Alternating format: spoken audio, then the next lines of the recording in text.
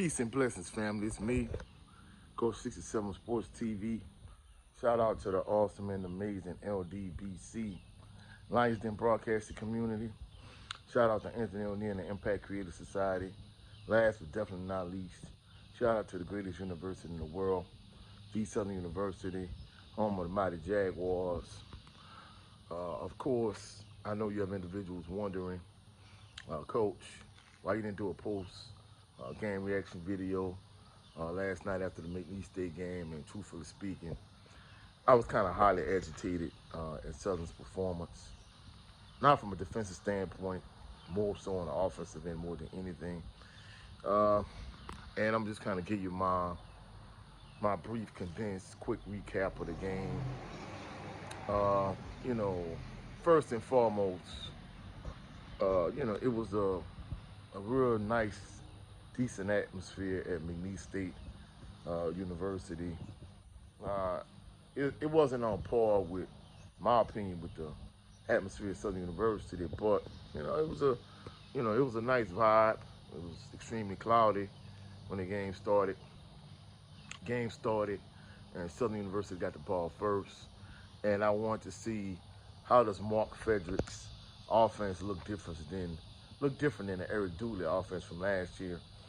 And Southern came out trying to run the ball. One thing that really kind of caught me off guard right out the gate was Kobe Dillon was starting at running back instead of Kendrick Grimes.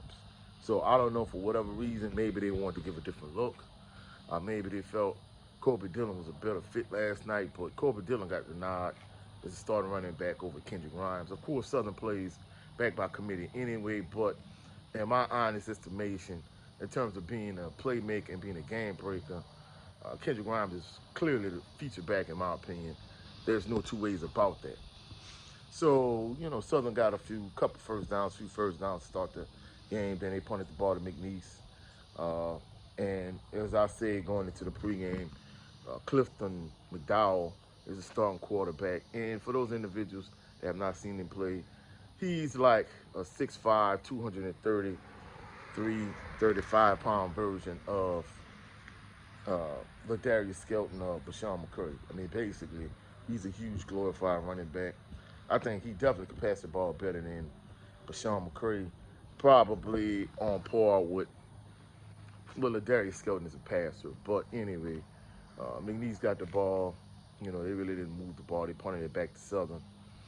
Second drive, Southern didn't do much either. They punted the ball back to McNeese. Then McNeese fumbled the ball, gave Southern a short field. Southern scored 7-0. Then thereafter, McNeese got the ball. McNeese switched quarterbacks. They took Clifton McDowell out. They put the backup quarterback in. He definitely was a much better passer than McDowell. But on third down, he ended up running. He ended up getting the first down, and instead of him going down once he got the first down, he fumbled the ball. Southern gets the ball back again. Short field. The issue is Noah Biden, he throws an interception into the end zone on third down. It was a stupid decision, clearly. And I think that there was the turning point in the game, because that interception later on, it came back to bite Southern in the behind, to be truthful. And thereafter, in terms of the Florida game, neither offense really did much. Both offenses struggled. Defense kind of dominated the game. It was kind of back and forth in terms of both offenses struggled. They moved the ball a little bit, and they punt the ball, so on and so forth. Seems like towards the end of the first half, McNeese moved the ball. They got the ball on the plus side of the field, and then they eventually turned the ball over on downs. Same pretty much to start the second half. And one thing I noticed about the offense, Southern University's offense, it is extremely conservative. In many instances, on third and long situation where they were backed up, they will make what I call, from a coaching standpoint, give-up calls. When you have a real conservative offense, instead of you trying to, if it's 3rd and 15, instead of you trying to drop back and actually legitimately get the first down, They was running like quarterback draws, halfback draws, basically like give up plays, concessions in terms of, hey, I'm going to just punt the ball and put my defense back on the field. And to me, I think that was another huge mistake, of the offense yesterday. And just to kind of spin things forward, when Southern was on the plus side of the field in the second half in the fourth quarter, I was still agitated about Noah's interception into the end zone. And I'm thinking to myself, well, I'll just be willing to settle for a made Justin Griffin field goal. And evidently, Coach Terrence Graves was thinking the exact same thing. However, McNeese blocked the field goal, and they returned it to like the 5-yard line. At this point, McNeese switches quarterbacks. They go back to Clifton McDowell, and everybody in the stadium knows he's just going to run the ball, and that's exactly what happened. Basically, he ran a touchdown. He tied the score 7-7. Then Southern gets the ball back on offense. They go 3 and out again, and they punt the ball, and Southern University's all-SWAC deep snapper, Braxton Blackwell, he snaps the ball over the punter's head, and McNeese gets the ball on the +5 again. They score again, and basically that's the end of the game. Southern, they switch quarterbacks. They go away from Noah Barton. They put Z Tested in the game. He's just as ineffective. I think he probably did a better job passing the ball for the passes he did get off. But the fact that he's a sidearm release, every pass is a fastball. I mean, he put a couple arc and touch on a couple of his passes, but he got a few passes knocked down at the line of scrimmage because of his sidearm release. And, McNeese got the ball again, and basically Southern defense was living on the field. It was 3rd and 8 on the minor side of the field. And Clifton McDowell had like a long one, maybe like, I don't know, felt like a 50-yard run or so. They got the ball in Southern territory. They scored again. And essentially that was the end of the game. I really didn't even stay to the end because I was agitated. Didn't do a post-game reaction either because I was agitated. I got back late this morning. So I could have did a post-game. Had they won, I think I'd have did a post-game reaction there at Cowboy Stadium in Lake Charles at McNeese.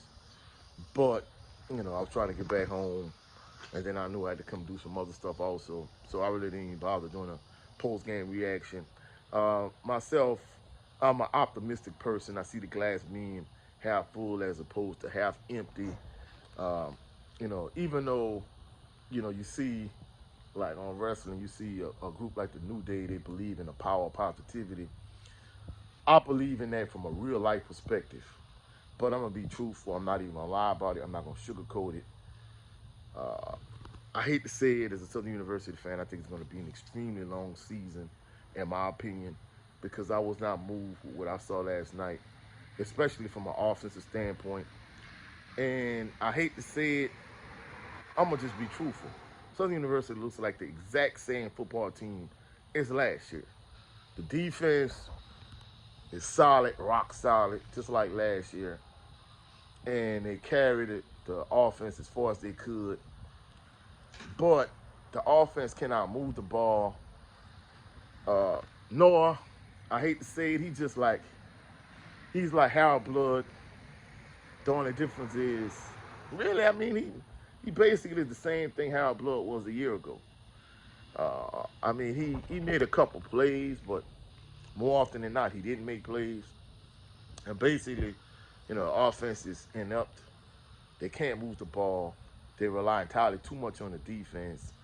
And as a Southern University fan, first of all, shout out to Swacking the Fool because, as I was leaving, as I was getting ready to turn on the interstate, I saw his, he did a post-game reaction. I saw he did a post-game reaction after the game. And they had a much more of a positive outlook on it than I did. But just to be truthful, as a Southern University fan, I was not moved with what I saw. It's reminiscent of the exact same team as last year. Inept offensively, solid defensively, rely too much on the defense. From a coach's perspective, the thing that really kind of bothered me is if you're a conservative team, you can be conservative to a certain extent, but at a certain point you have to take, smart chances and smart risk. The one risk Noah did take was a stupid risk in my opinion. But at the end of the day, I felt like they didn't do a good enough job of getting the ball to Kendrick Grimes out of the backfield in space.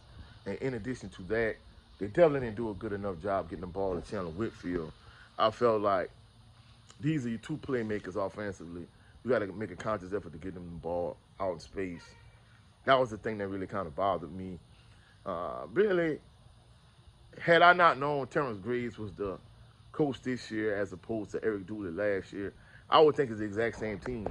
I mean, the only difference I really saw is Kelvin Gibbons switched numbers to number 1. But other than that, they look like the same team. So at the end of the day, I wasn't moved. I hate to say it, but I think it's going to be a long season. And I'm not encouraged because even though more than likely they're going to win against Savannah State, you're going to have more people tailgating at A.W. Mumford Stadium out in the parking lot than you're going to actually have in the stadium this coming week.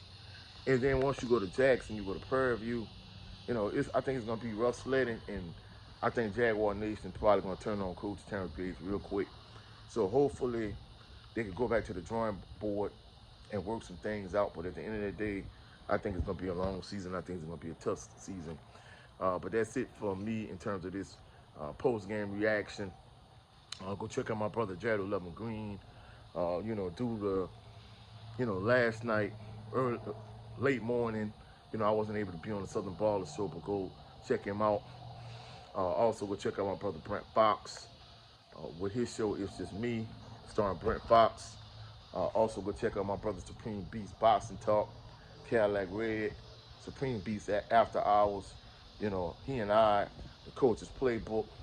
And also, go check out Swacking the Fool. I really like their brothers. I just like the synergy that they had, and I just like the post-game reaction they gave. They have a real positive outlook on yesterday's game. As a Southern University fan, I felt like the offense let us down. You really can't let a game go that you really control for the vast majority of the game. I was disappointed more than anything. But that's it for this video. Hopefully y'all found value in the video. If you did, like the video, share the video, comment in the comment section, subscribe to the channel. Also click the notification bell so you can be alerted anytime I post any new videos. I'll catch y'all on the rebound. Y'all have a blessed, phenomenal evening. Have a blessed, phenomenal Labor Day. Peace and blessings.